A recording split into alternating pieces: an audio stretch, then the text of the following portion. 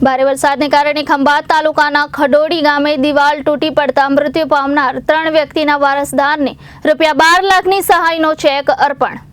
આણંદ જિલ્લામાં ગત દિવસોમાં ભારેથી અતિભારે વરસાદ વરસ્યો હતો, જેમાં ખંભાત તાલુકામાં એક જ દિવસમાં 12 ઇંચ કરતાં વધુ વરસાદ પડ્યો હતો। ખંભાત તાલુકામાં પડેલ વરસાદને પગલે ખંભાત તાલુકાના ખડોડી ગામ ખાતે રહેતા ઘનશ્યામભાઈ સનાભાઈ ચૌહાણના ઘરની દિવાલ મોડી રાત્રે તૂટી પડી હતી, જેના નીચે ઘનશ્યામભાઈ અને તેમના પત્ની શકુબેન અને તેમનો દીકરો તુષાર દબાઈ ગયા હતા અને મૃત્યુ પામ્યા હતા।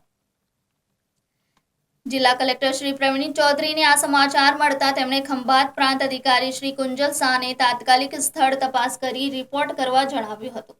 ખંભાતના પ્રાંત અધિકારી શ્રી કુંજલ શાહ દ્વારા ખડોડી ગામે મરણ પામનાર ઘનશ્યામભાઈ સનાભાઈ ચૌહાણના ઘરની મુલાકાત લઈ ભારે વરસાદને કારણે દિવાલ પડવાથી થયેલ મૃત્યુ અંગે માનવ મૃત્યુ સહાય અંતર્ગત મુખ્યમંત્રી શ્રી રાહત નિધિમાંથી રકમ મળી રહે તે માટેની કાર્યવાહી કરવામાં આવી હતી। આ કાર્યવાહી અંતર્ગત મરણ પામનાર ઘનશ્યામભાઈ ચૌહાણના પિતા શ્રી સનાભાઈ ચૌહાણને ખંભાતના ધારાસભ્ય શ્રી ચિરાગભાઈ પટેલ અને પ્રાંત અધિકારી શ્રી કુંજલ શાહના હસ્તે મરણ પામનાર દરેક વ્યક્તિના વ્યક્તિગત 4 લાખ એમ કુલ 12 લાખના સહાયના ચેક આપવામાં આવ્યા હતા। આમ ચાલુ વરસાદે દિવાલ પડવાથી મૃત્યુ થયાની જાણકારી મળતા કલેક્ટર શ્રીની સૂચના મુજબ પ્રાંત અધિકારી દ્વારા કરવામાં આવેલ તાત્કાલિક કાર્યવાહીને કારણે મૃતકના સીધી લીટીના વારસદારને સહાયની રકમ મળી હતી।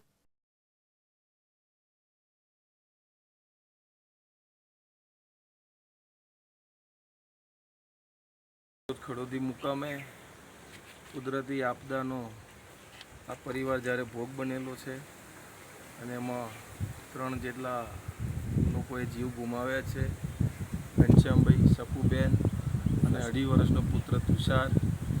તો સંવેદનશીલ સરકાર છે ગુજરાતની, આદરણીય અમારા ભૂપેન્દ્રભાઈ પટેલ સાહેબ મુખ્યમંત્રી અને વહીવટી તંત્ર દ્વારા સતત ચિંતા કરી અને બને એટલી વહેલી તત્વરે સહાય માટેનું આયોજન કરી અને આજે અમે સહાય સ્વરૂપે એમને ચેક અર્પણ કરવા આવેલા છે। મારી સાથે પ્રાંત અધિકારી છે, મામલતદારશ્રી છે, તાલુકા વિકાસ અધિકારી છે, તાલુકા પંચાયતના પ્રતિનિધિ છે અને અમારી પાર્ટીના સાથે આગેવાનો છે।